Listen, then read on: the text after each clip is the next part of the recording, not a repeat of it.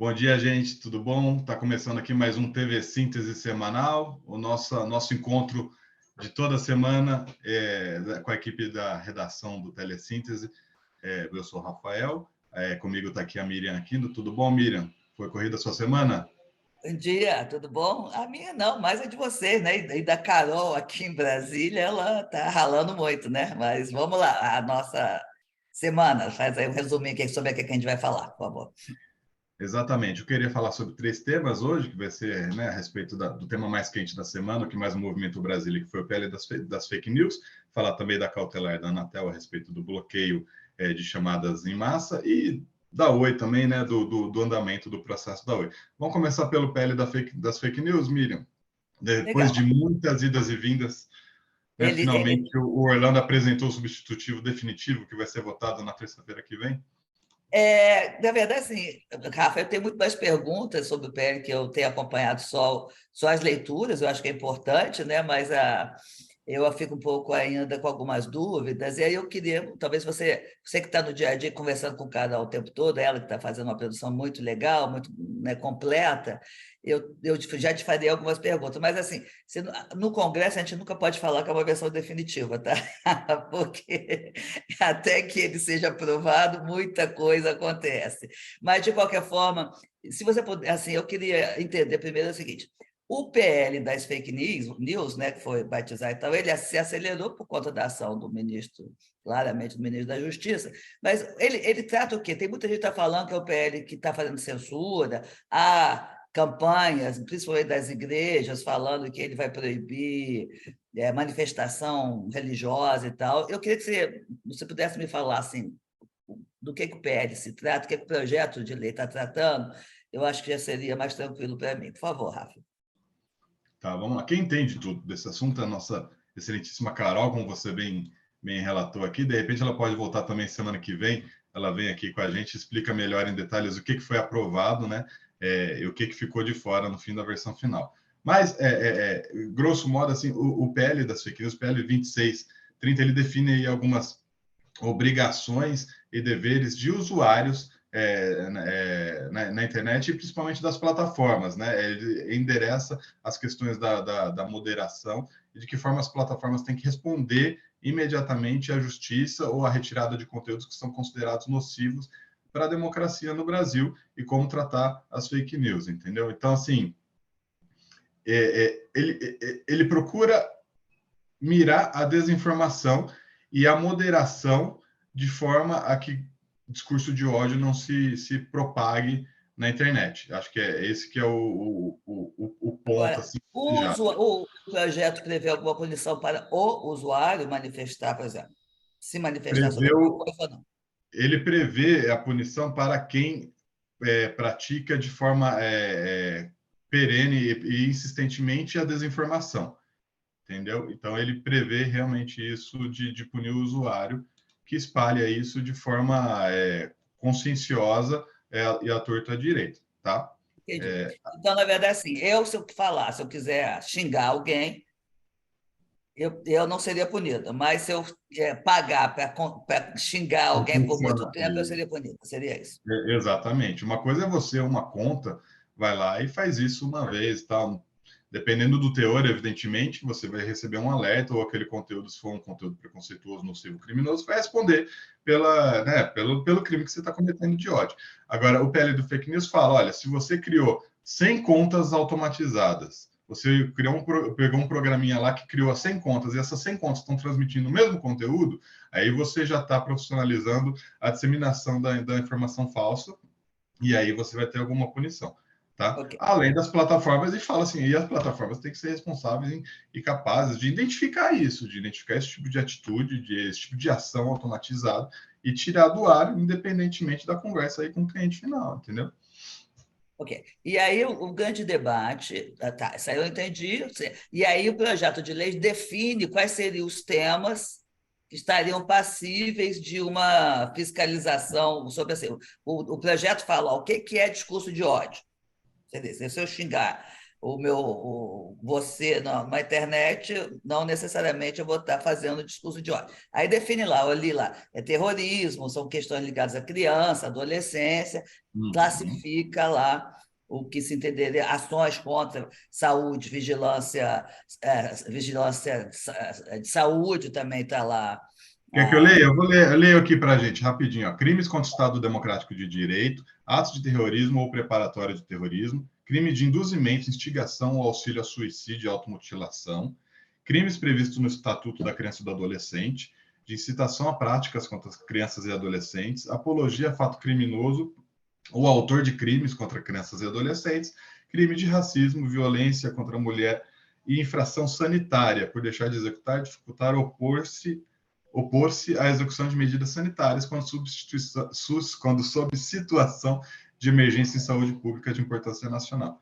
Ou seja, todo o aprendizado que a gente teve ao longo da pandemia Colocado no projeto, né? E colocaram no nas projeto e eleições. contra os discursos que atacaram as instituições de Estado de Direito também nos últimos anos.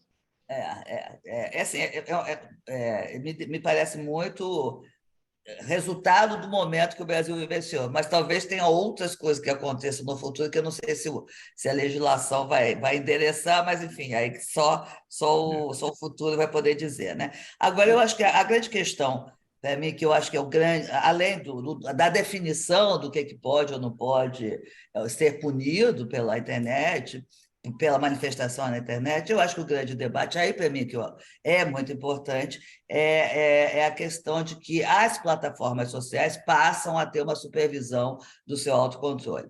Para mim isso é fundamental, porque hoje são elas mesmas que decidem o que é ou não passível de ser tirado do ar. E eu não acho que a iniciativa privada, ou elas são empresas privadas, podem ter esse poder diante do cenário de que elas se transformaram em um veículo de comunicação global e de utilidade pública da população. Então, acho que deve ter supervisão, como está sendo proposto. Eu não acho que essa supervisão é, de qualquer forma, nenhum tipo de censura, porque elas já fazem, elas se autorregulam, né? E só que a gente não sabe quais são os controles dessa autorregulação. Agora passará a ter o Estado democrático, passará a ter regras para as condições dessa moderação para tirar do ar. Mas o grande embate agora é saber quem é que vai fazer essa supervisão, né? E aí eu acho que Então, eu tenho na uma versão. certa. Né? Quem Não, vai fazer a supervisão da retirada do ar, não é isso? só para esclarecer, ontem à noite que o Orlando decidiu tirar a menção a ter a criação de uma entidade supervisora, né? Uma autarquia ou o que quer que seja. Então, no fim, o texto que está apresentado, que vai à votação na terça, se nada extraordinário acontecer nesse percurso, vai ser um texto que não fala como é que isso vai ser supervisionado, tá? Mas o texto traz sim mais responsabilidades. Isso é uma mudança, eu não falei antes, mas é uma mudança importante, tá? O que acontece? Pelo Marco Civil da internet, as empresas não têm responsabilidade solidária pelo que o usuário publica na internet. Essa lei vai falar que tem sim, senhor, e as operadoras, as plataformas, se não agirem, elas vão ter responsabilidade solidária se o crime persistir, se for repetido reiteradamente, tá? Então, isso é uma mudança importante em legislações anteriores, que vai fazer, e vai levar o Estado, evidentemente, a agir, ou seja, sobre o judiciário, ou por meio de alguma instituição aí que vai ter que ser nomeada, né? Não é possível que fique sem uma definição aí de quem que vai vigiar e fiscalizar a aplicação dessa lei. Senão, é aquele Tem negócio. Lei no Brasil que pega e lei que não pega, né? Queremos que Eu acho que tem duas seja criado. interpretações sobre essa não existência no projeto de lei dessa autarquia. Uma, o Executivo decidiu que vai ser uma agência já constituída, e aí a Anatel pode ser está brigando, se posicionando claramente para ser essa agência, ou pode ser que não tenha agência e teria prevalecido o argumento de que o Comitê Gestor da Internet faria as recomendações para essa supervisão. No caso da segunda opção, eu pessoalmente acho ruim, embora o comitê vai me matar, porque vai passar, de fato, a manter o poder de decisão nas plataformas digitais. E eu acho que é preciso ter uma supervisão sobre essas plataformas. Bom, vamos para outro assunto. Vamos mudar. Na terça-feira, semana que vem, provavelmente a gente vai voltar nesse assunto, porque vai ter a E votação. aí eu convido a querida Carol a estar aqui com você, porque E é eu legal gostaria ela vir aí, ela contar todos esses de bastidores, porque tratar ela está todos os correndo para bastidores. cima e para baixo lá em Brasília, porque a ação está muito intensa em torno realmente desse PL, né? Vamos falar do outro tema que foi quente nessa semana, que foi a cautelar da Anatel a respeito do bloqueio de chamadas em massa, as ligações abusivas, chamadas indesejadas, spam, robocall, enfim, que não faltam são sinônimos para esse tipo de chamada que todo mundo conhece. O telefone toca, atende, ninguém fala e desliga, né? Então, realmente, isso são bilhões de chamadas feitas por mês, bilhões, e a Anatel tinha uma cautelar emitida em abril do ano passado, que vencia agora, dia 30 de abril. A Anatel renovou essa cautelar para o dia 24, para abril de 2024. Tá?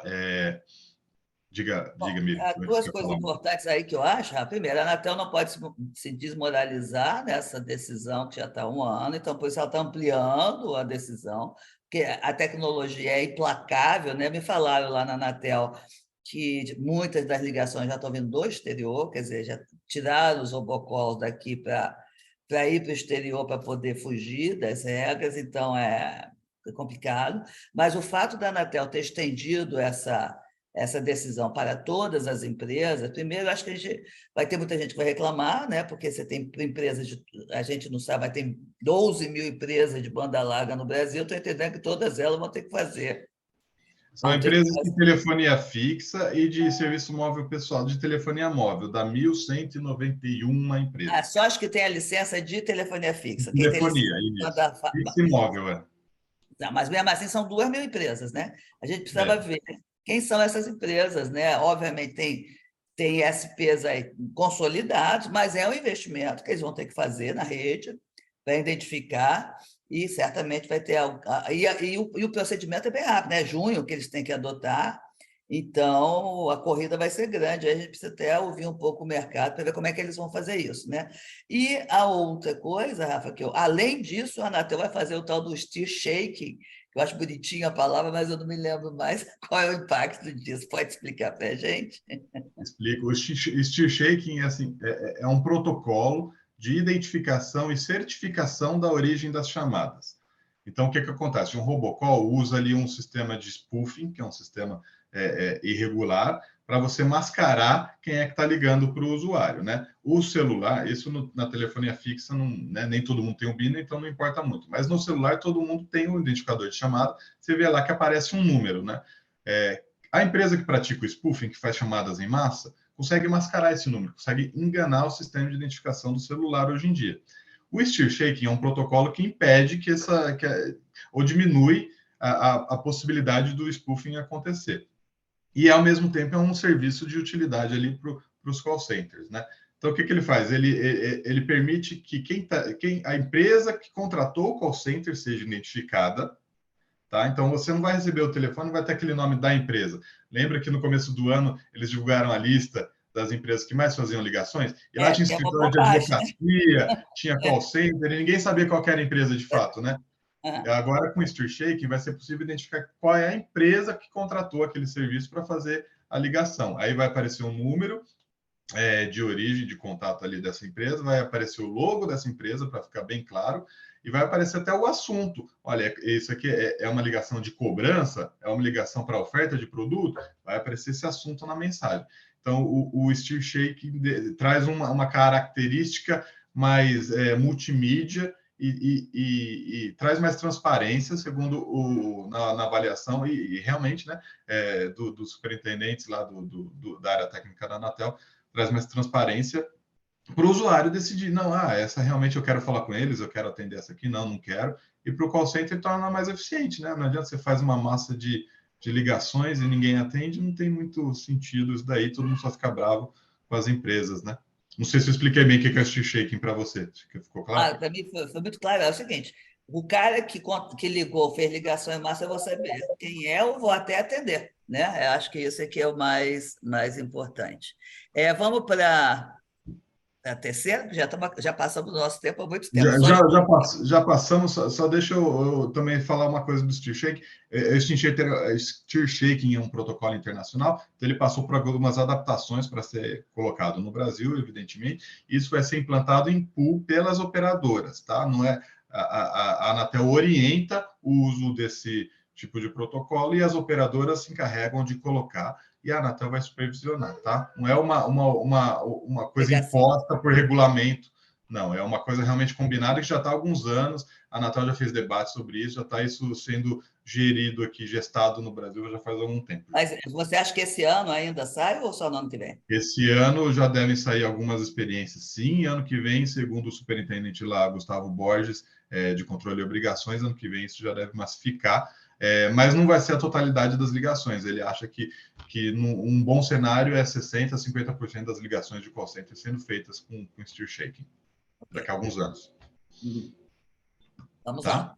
Oi? Vamos lá, o próximo derradeiro assunto é a Oi. Na verdade, a gente estava de folga no feriado de Tiradentes e a Oi trabalhou muito no fim de semana lá do Tiradentes e publicou um monte de coisa que diz respeito ali à recuperação judicial. Ela confirmou, ela assinou o contrato de empréstimo de 275 milhões de dólares junto a seus credores financeiros, alguns dos seus credores financeiros. Isso resulta num aporte aí de 1 bilhão e 400, 1 bilhão e 300 milhões de reais no caixa da empresa. A empresa teria, nesse mês de abril, mais ou menos 1 bilhão e 400 milhões de reais em caixa, ou seja, vai quase dobrar quanto que dinheiro a empresa tem. Isso é importante porque ela já vinha alertando que estava sem dinheiro para manter de maneira saudável suas operações neste mês.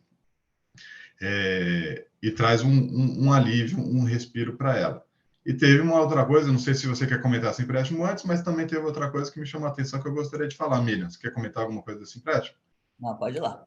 Vamos seguindo. E daí eles divulgaram também um plano, o que eles fizeram, né? Todas as negociações que eles fizeram junto a credores para conseguir esse empréstimo, eles atualizaram o plano que eles mostraram para os credores. E ali traz alguns fatos interessantes que, além de vender ativos ao longo dessa recuperação judicial, de vender a participação na Vital, que já era esperado, que é algo que eles têm falado abertamente, eles cogitam vender a Tato, que é o call center da Oi, e a Serede, que é a unidade dos técnicos de campo, toda a força de trabalho do Brasil inteiro, que vai instalar CPS, que vai na casa dos usuários, são milhares de trabalhadores ali, e é um trabalho bastante tenso que eles têm feito. É quem faz, por exemplo, a infraestrutura para a Vital de implantar fibra ótica na última milha no Brasil inteiro. Continuamos assistindo. Ela adiou a divulgação do seu resultado do ano passado, né? Alegando que precisa fechar, né, a aprovação dos termos da RJ, e parece que já marcou a data agora para maio, né, se eu não me engano. Isso, vai ser em 22 de maio, 23 tem a conferência de resultados com analistas, né? E no fim ela fala até que o plano de recuperação judicial deve ser apresentado antes mesmo dos resultados de 2022. Isso. Tá? Com todas essas mudanças de balanço e tal, eles não conseguem, nenhum auditor independente conseguiu finalizar o relatório deles ainda.